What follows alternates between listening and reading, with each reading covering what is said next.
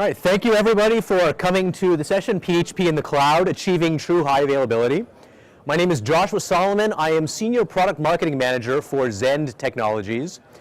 Jumping in, first, let me talk about who Zend is, what's the basis for me standing up here in front of you and proclaiming we know all about PHP. So Zend is, we call ourselves the PHP company because we are the guys who more or less started PHP in its current form. Our co-founders, CEO Andy Gutmans and our CTO Zev Sarofsky, were the guys who wrote PHP 3 back in the mid-90s, and they turned it into an open source project, and it just blossomed from there. PHP 3 became 4, became 5, 5.1, 5.2, 5.3, and now 5.4 is on the horizon. Who knows about 6? Don't ask me.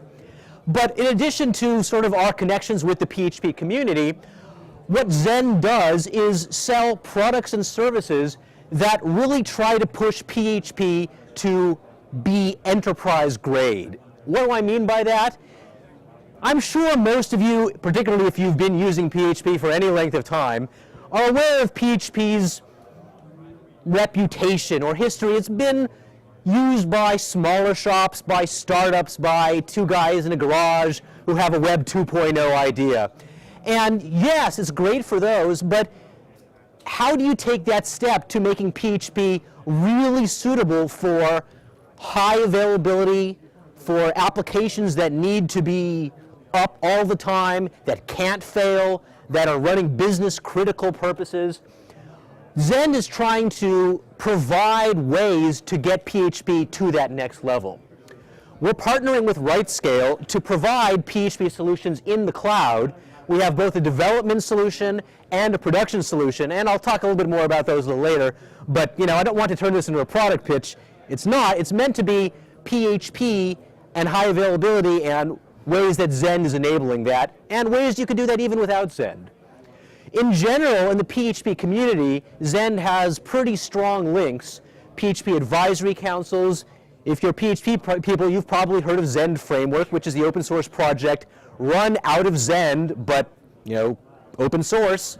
Welcome for any contributions, internal Zend, external community, and open for anyone to use. And frankly, the Zend Framework has contributed significantly towards making PHP enterprise ready because it is a high quality framework for building PHP applications. So let's get down to the meat of what we're talking about. We all love the cloud. We're at a cloud computing convention. The show of hands show that most everyone here is using the cloud already. That's great. Cloud is marvelous. We love it. And using the cloud, it's not just a server. It's not just virtual hardware. It's a platform. It's something that you can use to build applications on top of. It's not a be-all and end-all of itself. Ooh, I have a new virtual hardware from Amazon. That's wonderful. But what are you going to do with it? Well, you could install a platform like, say, PHP, and then deploy your applications. That's great. But IaaS infrastructure does not handle application-level high availability. If you have an application that relies upon virtual cloud-based infrastructure and you have a node go down or multiple nodes go down, the application doesn't necessarily know how to handle that. Sure, you have failover strategies, you have disaster recovery, you have the ability to shift to other regions, to other availability zones. Heck, with RightScale you can shift to other clouds. But infrastructure failover is not application failover. And that's where the distinction between IaaS and PaaS, Platform as a Service, really comes into play. So let's think about what exactly we mean when we're talking about high availability. So we can't have any single points of failure. If one component goes down and that brings down an entire application, that is not a highly available application. So that means redundancy, right? Multiple web servers, multiple load balancers, database replication. And this is what RightScale manages for you. I'm sure you've seen the RightScale diagram with deployments in the RightScale cloud with multiple load balancers, servers that you can scale up, adding more as demand requires. When one fails over, add another one. Database master-slave relationships, whatever you need to do to prevent any single outage from taking down your whole application. But that's not all. You also need to have graceful failover when you do have an individual component fail. And for some types of components, that's very easy to do. I mean, when you have a piece of infrastructure fail, you have a hardware failure, be it virtual, be it in your own data center, forget about cloud, you have the same kind of problem. You need to have failover to the remaining redundancy, and that's very important. RightScale provides that capability of seeing what your components are, the management layer, but again, infrastructure is not platform. The PHP platform, when it fails, when the machine that it's running on fails, it doesn't automatically fail over to the other PHP nodes in a PHP cluster. So you have to figure out how running applications can survive individual hardware outages without taking an application down. Because if you don't have graceful failover, you don't have high availability.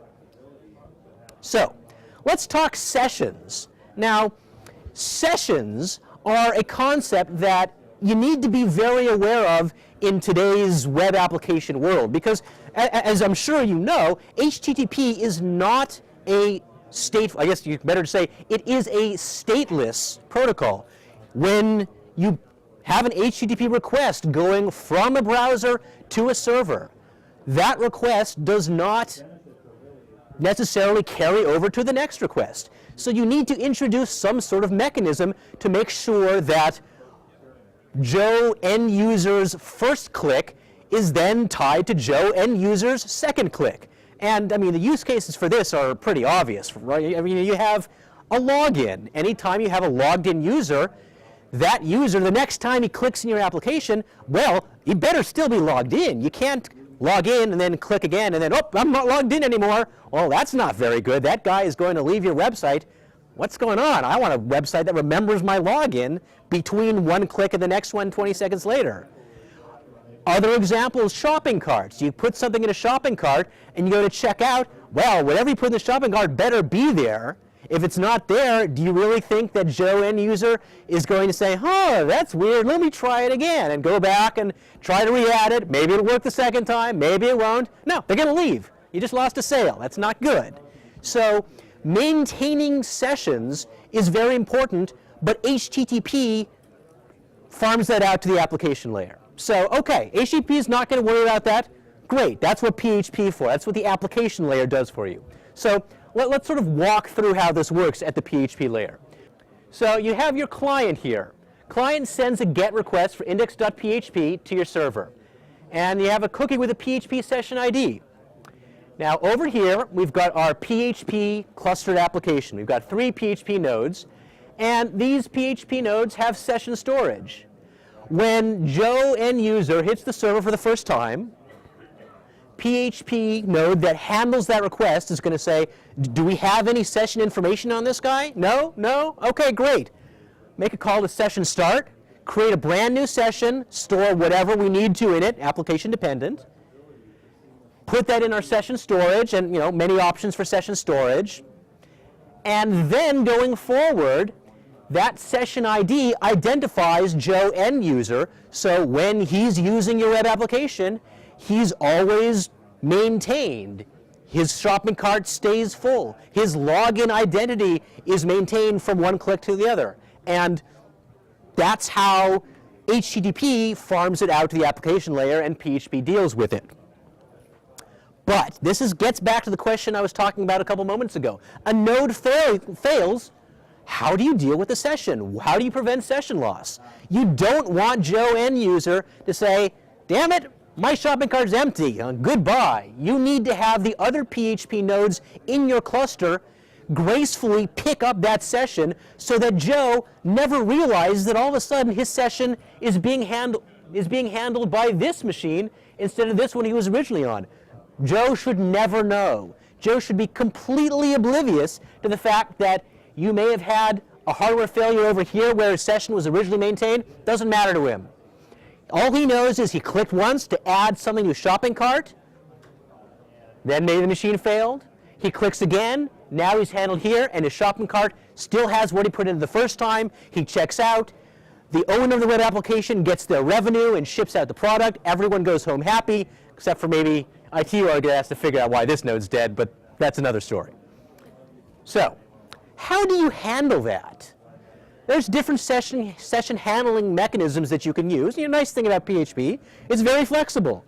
You can use sticky load balancers, and in fact, that's generally a good idea. Sticky load balancers may not be the ultimate ideal of perfect load balancing, but in most applications you don't need exactly perfect level loads. What's more important is the maintaining of a session with a given node, and that also reduces traffic between nodes, so you don't have to go look somewhere else for a session every time.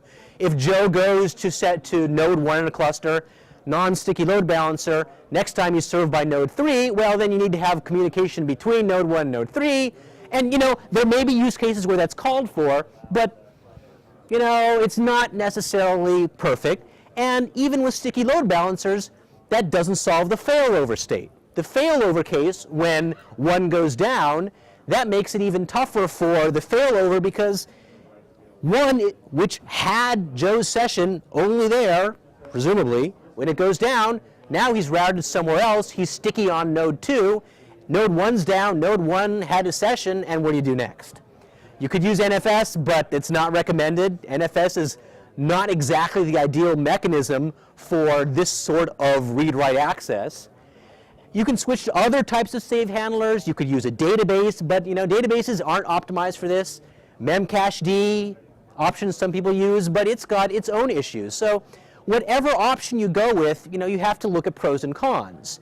And whatever you do have to take this into account. So using a session handler that is able to maintain session storage even through node failure, that's that graceful failover I'm talking about, which is a must for true high availability. Now I'm going to talk about another option, and that's Zen session clustering. So this is a session clustering concept that backs up sessions onto multiple nodes in a cluster. So how does this work? Session clustering through Zen technologies is meant to be a scalable, fault-tolerant, cloud-ready clustering technology. Here's how it works. Sessions are stored in a location, disk, memory, whatever type of storage you decide to go with, and backed up to a second server. Pretty easy. We all understand the concept of backing things up. When you have a session being stored and backed up to another place, then that can enable this graceful failover. But let's dive a little deeper. How does this work? You've got a client. This is Joe. Joe has a browser. Joe sends an HTTP request, and that HTTP request is handled by a load balancer. Load balancer distributes the load between one of 3 PHP servers in their cluster. That session, let's say it comes here, server C, okay? Server C says, I'm going to handle Joe's session. Do we see any previous evidence of a session existing for him? No. First time. Great. We'll create a new session with this ID. But we need to have high availability. We need to have failover. How do we do that? We back up the session onto another node in our cluster. So server C is going to designate another node in the cluster, call it node A, and actually, I apologize, my description isn't quite matching my diagram here. In this diagram, the session has already been stored in server A, and that you can see that here in the session ID, A, B. Server C is handling the request. So you can see this is an example of a non-sticky load balancing situation. So the session comes here to C. C says, I don't have any evidence of Joe's session, but I can tell from the session ID that it's stored in server A. So it asks for the session from A. Server C responds to Joe's request with a response that maintains the information that Joe had to know, his login, his shopping cart, whatever.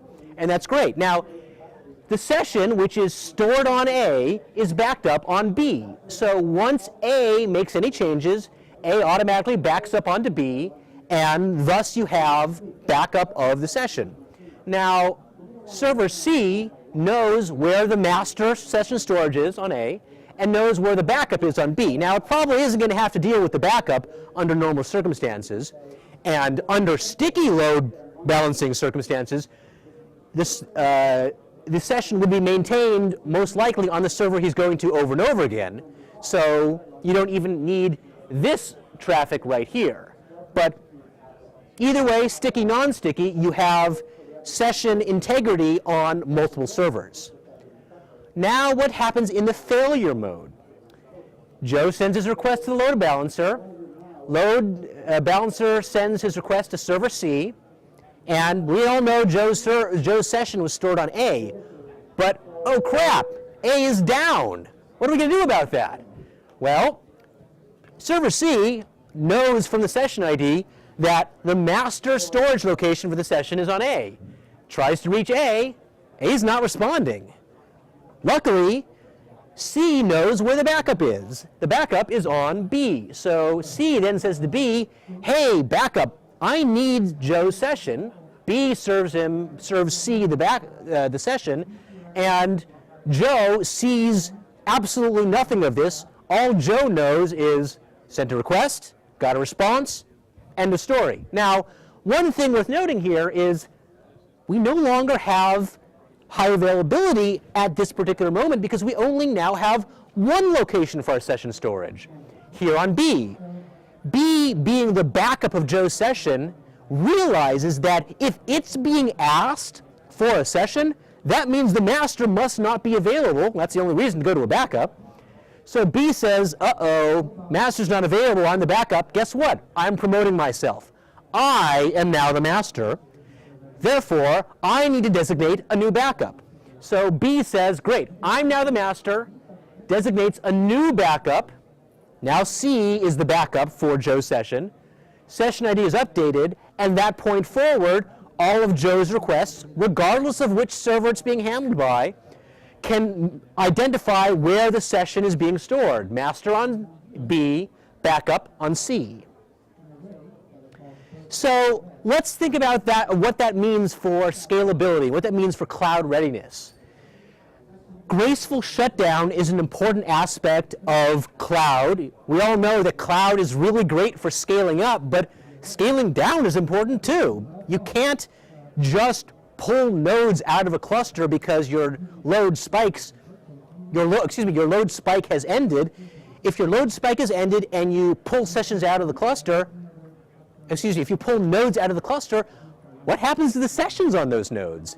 If those sessions aren't maintained in a proper fashion, then the node you may scale down because you don't need that much computing power anymore, may be dropping a bunch of sessions along with it. Now, one option, and kind of a common option, is you just give it time. You instruct your session handling capabilities to no longer add new sessions onto this node, but you have to wait for all the existing sessions to complete, either time out or the sessions complete and whoever is using them have finished what they're trying to do. And that can take time, depending on the application, depending on your requirements. Who knows how long you would need to feel comfortable before you can pull a node out of a cluster without disrupting sessions being stored on it. So a graceful failover mode is very important.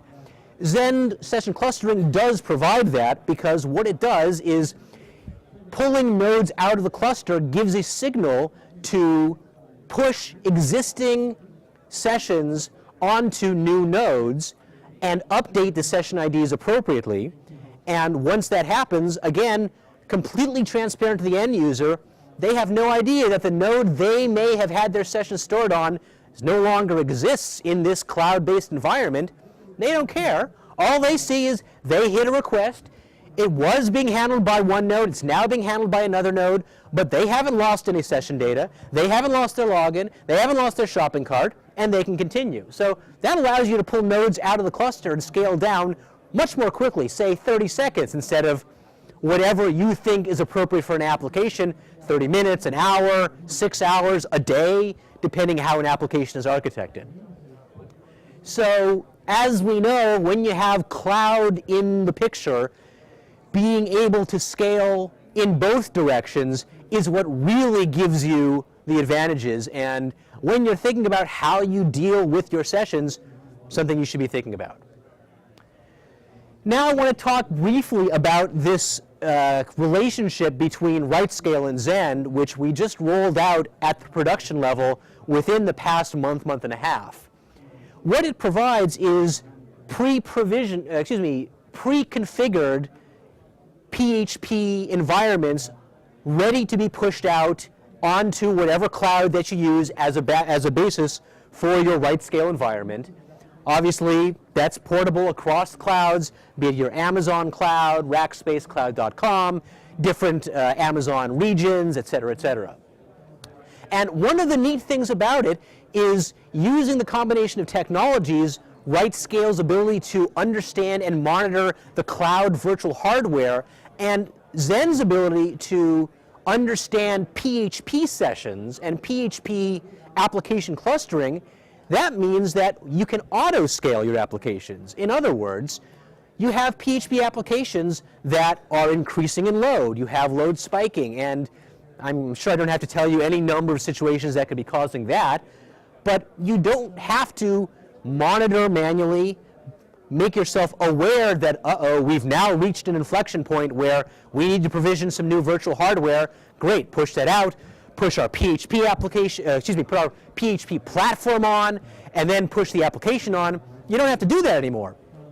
The RightScale Zen solution auto scales based on parameters that you can configure, so that once you've reached whatever those parameters that you feel are the right parameters for your environment, it will automatically provision new cloud-based virtual hardware, automatically provision the PHP application environment, and automatically provision the application deployment package. So with this combination of technologies, we've really reached a point that we haven't in the past, where using the cloud, you can get on-demand response to the load on your applications without going through a whole slew of manual monitoring, manual provisioning, manual spinning up, heck, manual spinning down. And of course, you get all the other advantages of the RightScale and the cloud, usage-based pricing, and of Zen Technologies' capabilities for PHP, monitoring the PHP application, root cause analysis, diagnostics, etc. So frankly, between these two technologies, what RightScale brings to the table and what Zen layers on top of that, it's a pretty compelling use case for how PHP applications might look. I would say years down the road, but we're bringing it to you now, and frankly, we think it's the future. I don't think there's any reason, now that you have the capability to auto-scale, to scale up, maintaining high availability and scale down on demand, why would anyone want to do that manually? You know, progress doesn't go backwards. So here's what this looks like architecturally speaking. We have our RightScale managed environment in the cloud based on the clouds that RightScale supports. And within the RightScale environment, you have the deployment. And this is what a classic PHP, highly available PHP deployment would look like.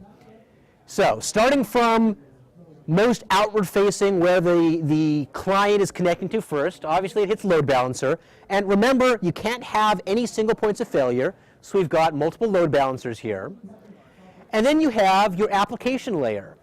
So these are Zen server nodes. These are the PHP application nodes that you run your PHP application on. Now, this scaling array is where you get those benefits I was just describing of the ability to scale up on demand and scale down when that demand decreases. So you've got 1, 2, 3, you've got n, however many you think you need, and you can set minimums, you can set maximums, you can set the conditions under which scaling takes place, both up and down, and that's how those pieces work together. Then, a little bit lower in the stack, you've got your database layer, Database layer, again, multiple database nodes, master and slave replication, no single points of failure. And then you have Zen Server Cluster Manager, which is what handles the Zen server clustering here. That is what enables new nodes to be added, nodes to be brought down, while maintaining session integrity, maintaining high availability for your applications.